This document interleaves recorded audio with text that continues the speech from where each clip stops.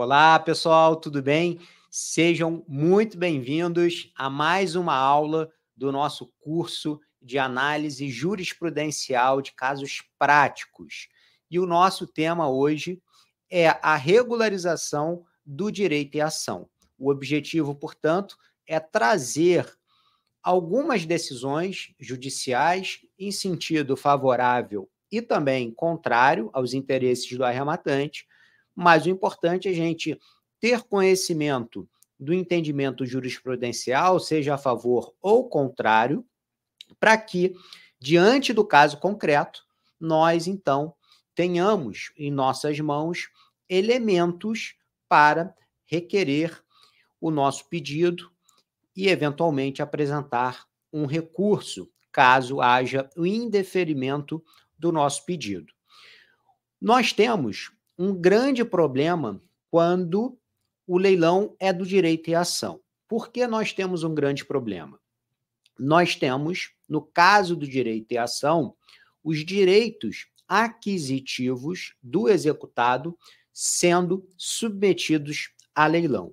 Significa dizer que o executado não tem a propriedade do bem que está sendo submetido a leilão. Ora, por que então acontece o leilão se o executado não detém a propriedade?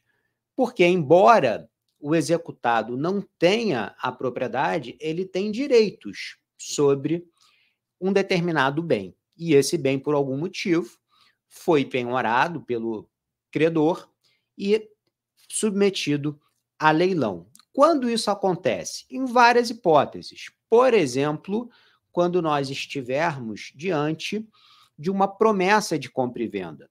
Pode ser que o executado tenha celebrado no passado uma escritura de promessa de compra e venda, submetida ou não a registro, não importa, e que o credor tenha descoberto essa escritura de promessa de compra e venda. Como houve a descoberta por parte do credor, o credor, então, requer ao juiz a penhora dos direitos aquisitivos do executado sobre esse determinado bem. Então, a penhora recai sobre os direitos aquisitivos e, posteriormente, é submetido a leilão. Muito bem. Como fica a situação do arrematante? Se vocês observarem os editais de leilão, verificarão o termo direito e ação em vários deles, ou direitos aquisitivos. Porém, costuma-se constar com mais frequência direito e ação. Quando vocês se depararem com essa situação, nós estaremos diante de um leilão de direito e ação. Logo, o arrematante vai adquirir os direitos aquisitivos do executado e não propriamente a propriedade. A partir daí, ao arrematante cabe 2 ou 3 opções, dependendo do cenário. A primeira opção é requerer ao juiz a expedição de carta de arrematação para a transferência da propriedade e não apenas dos direitos aquisitivos. Se o arrematante não construir uma tese jurídica para sustentar que o que lhe deve ser transferido é a propriedade e não os direitos aquisitivos, o juízo determinará a expedição da carta de arrematação para a transferência dos direitos aquisitivos. É isso que vai acabar constando na carta de arrematação. Portanto, é necessário construir uma tese jurídica, um tópico próprio, específico, na petição que vai requerer a expedição de carta de arrematação para convencer ao juiz que o que deve ser expedido, nesse caso específico, é a carta de arrematação para a transferência da propriedade. Havendo o deferimento, o problema do arrematante está, em princípio, resolvido, porque essa carta de arrematação será submetida a registro e o que será transferido para o arrematante é a propriedade, e não apenas os direitos aquisitivos. Portanto, essa é a primeira medida e é a melhor solução para o arrematante. A segunda medida, que eu já falei de uma forma indireta, é o requerimento simplesmente da expedição de carta de arrematação. Então, nesse caso, o que será expedido será a carta de arrematação para transferência do direito e ação, dos direitos aquisitivos. Qual é o problema desse cenário? O bem, naturalmente, vai sofrer uma desvalorização. Por outro lado, nem todas as pessoas gostam de comprar direito e ação, porque não será possível, diante desse cenário, celebrar, por exemplo, uma escritura de compra e venda do arrematante para um terceiro. Será necessário fazer uma escritura de cessão de direitos. E a matrícula, então, vai cada vez ficando mais distante do que nós gostaríamos, ou seja, de uma matrícula 100% regularizada. Se, eventualmente, houver o pedido de expedição de carta de arrematação para a transferência da propriedade e o juízo indeferir, qual é o remédio jurídico? Apresentar recurso de agravo de instrumento, para tentar reformar a decisão do juízo de primeira instância. Se ainda assim não for obtido êxito, mesmo que seja interposto recurso, por exemplo, para o Superior Tribunal de Justiça, caberá ao arrematante uma medida adicional no futuro. E aqui, portanto, é a terceira solução possível para o arrematante, que seria, após a regularização do direito e ação, do registro da carta de arrematação para registrar o direito e ação em favor do arrematante, a adoção posteriormente de uma outra medida, que pode ser, por exemplo, a obtenção da escritura de compra e venda junto àquele que consta como proprietário na matrícula, ou até mesmo uma ação de adjudicação compulsória, entre outros remédios jurídicos. Então, vejam que é muito importante para o arrematante ter conhecimento dessa discussão que existe nos tribunais para justamente o arrematante conseguir a melhor solução possível, que é aquela que eu me referi como sendo a número 1. Vou colocar na tela agora para vocês entendimento jurisprudencial a favor e contra, para que a gente veja os fundamentos de cada decisão e, assim, você ter condições de elaborar uma boa petição, uma petição bem fundamentada para conseguir resolver o problema do arrematante da melhor maneira possível. Beleza, pessoal? Vou colocar aqui na tela, então, para vocês. Inicialmente, eu coloco uma decisão aqui do Tribunal de Justiça do Estado do Rio de Janeiro. Deixa eu ampliar para vocês, para ficar mais... Muito bem. Se encontra na tela. O que diz a ementa? Esse é o agravo de instrumento, contendo o número no alto, na parte superior. Como eu disse, aqui do Tribunal de Justiça do Estado do Rio de Janeiro. Então, observem, se nós estamos em sede de agravo de instrumento, significa dizer que houve um indeferimento em primeira instância e, consequentemente, a interposição desse recurso. A ementa diz o seguinte: agravo de instrumento, ação de rescisão de contrato de locação cumulado com indenização por danos materiais e morais em fase de cumprimento de sentença.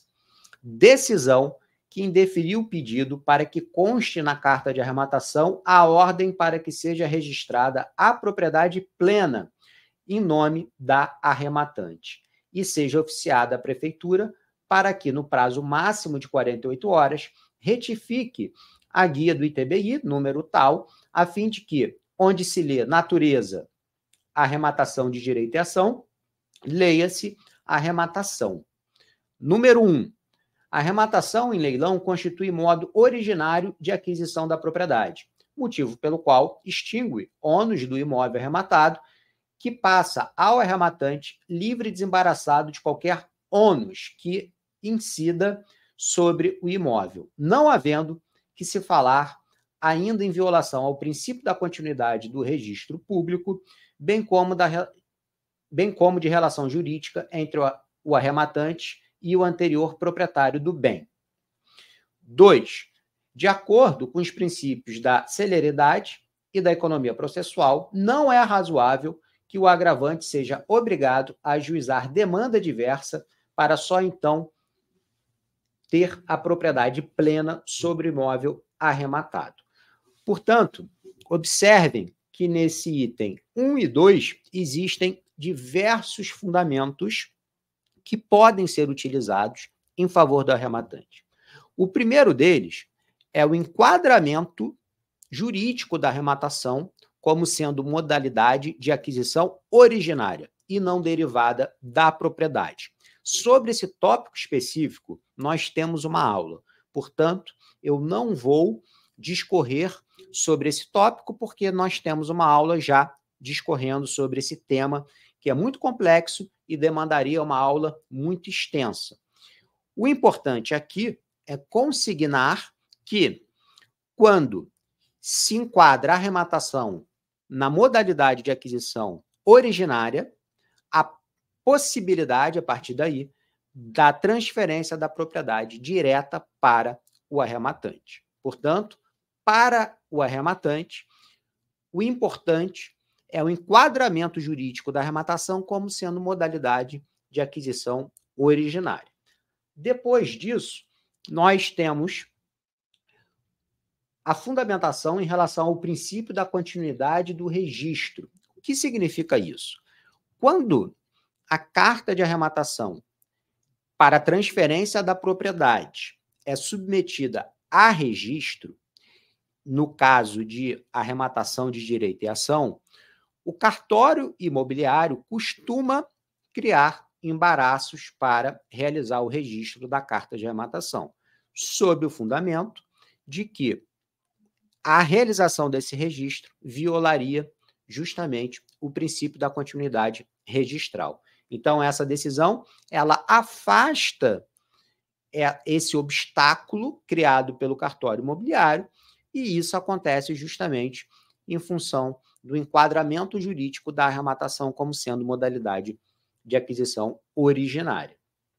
A partir daí, nós temos também um terceiro fundamento, que é a inexistência de relação jurídica entre o arrematante e o executado, o que tem sido muito utilizado pela jurisprudência, justamente para permitir não apenas extinção de determinados ônus, não de todos, nós teremos aula específica sobre isso também, mas a extinção de alguns ônus e também a possibilidade de transferência direta da propriedade, do imóvel que foi arrematado, mesmo sendo o caso de direito e ação. Então, apenas nesse item número 1, nós temos 3 fundamentos: a aquisição originária da propriedade, princípio da continuidade registral e a inexistência de relação jurídica entre o arrematante e o executado. No item 2, nós temos fundamentação baseada em princípios processuais, de celeridade, de economia processual, que também pode ser utilizado pelo arrematante ao fundamentar o seu pedido para expedição de carta de arrematação para transferência da propriedade. Tudo bem até aqui? Então, essa é uma decisão importante, porque ela ajuda o arrematante, mas nós temos também decisões em sentido contrário. E agora é o que eu vou colocar na tela para vocês, para que a gente consiga verificar essa decisão em sentido contrário. Muito bem, se encontra na tela. Essa decisão, ela tem outros fundamentos para indeferir o pedido do arrematante. Vamos ler a ementa.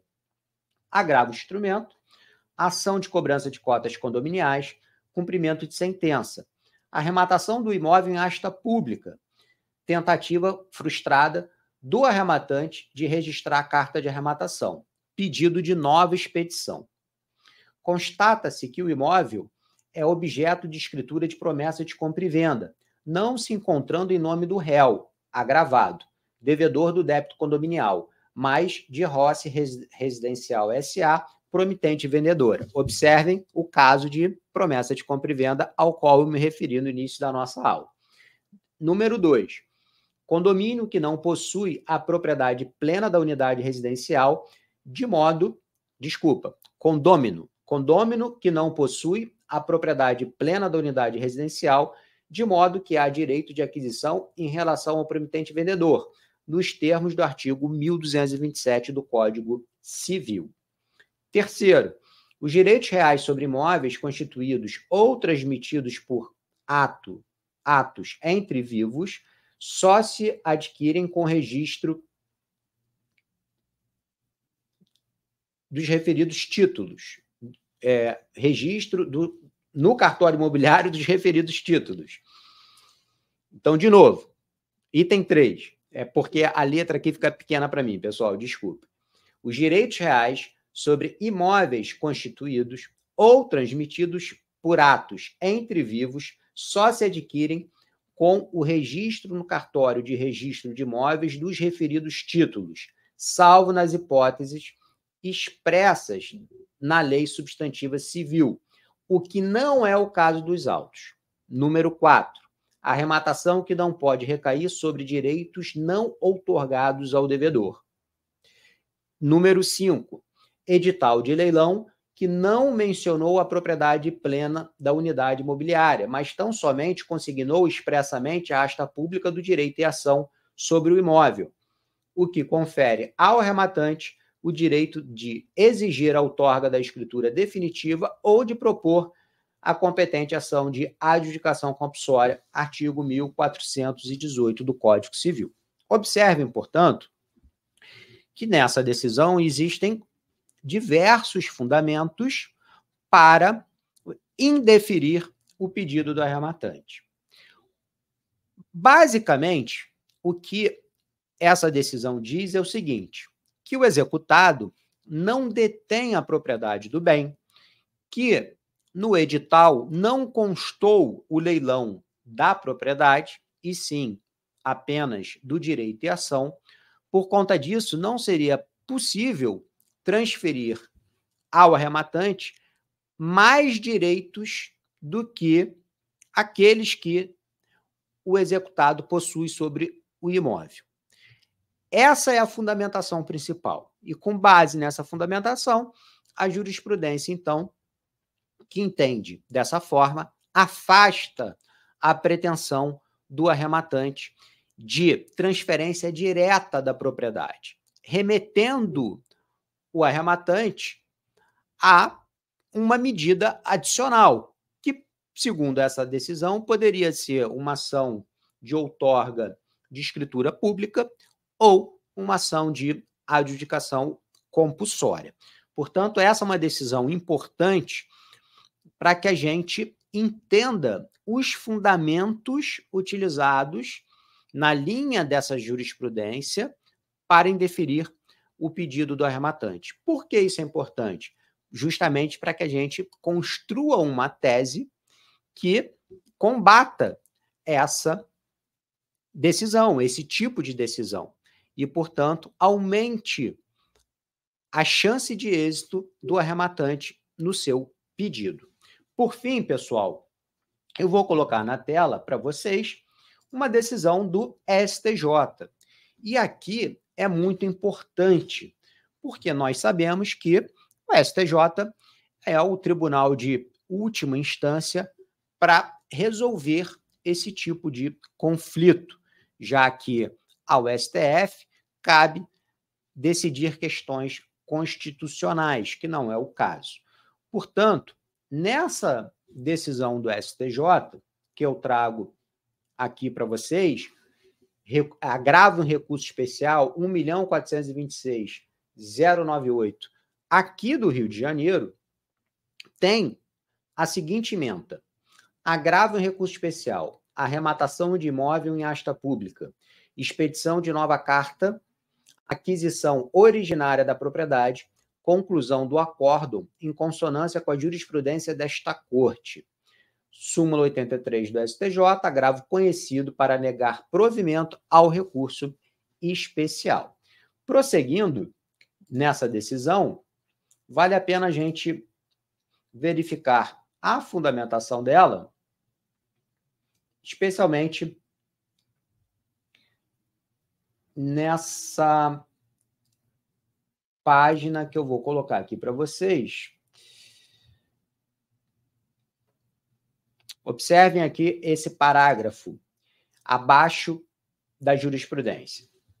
No caso, verifica-se que a solução adotada pelo acórdão está de acordo com a jurisprudência desta Corte, no sentido de que a arrematação de bem em asta pública é considerada como aquisição originária, inexistindo relação jurídica entre o arrematante e o anterior proprietário do bem. O ministro, então, cita aqui algumas jurisprudências e, por fim, ele diz o seguinte: assim, estando o acordo recorrido em harmonia com precedentes desta Corte Superior, a respeito do tema, incide a súmula 83 do STJ. Diante do exposto, conheço do agravo para negar provimento ao recurso especial. Retornando um pouquinho no acórdão, para a gente contextualizar melhor, vamos verificar aqui as alegações das partes.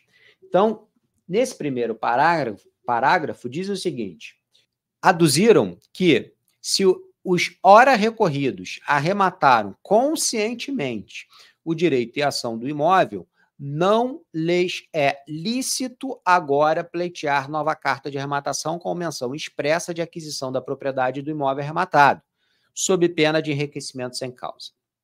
Argumentaram que detinham direito e ação sobre imóvel e não propriedade plena, por ausência de preenchimento de requisitos legais, justificando assim a impossibilidade de se admitir que os arrematantes, ora recorridos, adquiram por asta pública bem imóvel com título diverso. Ponderaram que o meio de obtenção da plena propriedade é a adjudicação, cuja sentença vale como título para o registro da compra no cartório de imóveis e que as formas originárias de aquisição da propriedade imóvel estão estabelecidas no artigo 1238 do Código Civil. Observem, portanto, que houve um pedido do arrematante que foi deferido no Tribunal Estadual e o executado resistiu a esse pedido, apresentando, então, recurso ao STJ, sustentando justamente que o arrematante não poderia ter a propriedade se ele, executado, não detinha a propriedade, que o que havia sido penhorado era apenas direito e ação. E tentou a reforma do acórdão do Tribunal Estadual junto ao STJ. No entanto, o STJ não reformou a decisão do Tribunal do Estado do Rio de Janeiro, mantendo o acórdão proferido, e a partir daí, então, o arrematante acabou recebendo a carta de arrematação para a transferência da propriedade. O importante é observarmos que toda a fundamentação passa pelo enquadramento da arrematação como aquisição originária, pela inexistência de relação jurídica entre o executado e o arrematante, que justamente por ser uma aquisição originária não haveria violação ao princípio da continuidade registral, e a partir daí, então, em torno dessa discussão toda, o arrematante teria elementos para conseguir a carta de arrematação e assim obter a propriedade do bem. Bom, pessoal, era esse o tema É esse o tema da aula. Eu espero ter ajudado, trazendo essas decisões judiciais. Espero que vocês tenham gostado e nós nos vemos na próxima aula. Um forte abraço a todos.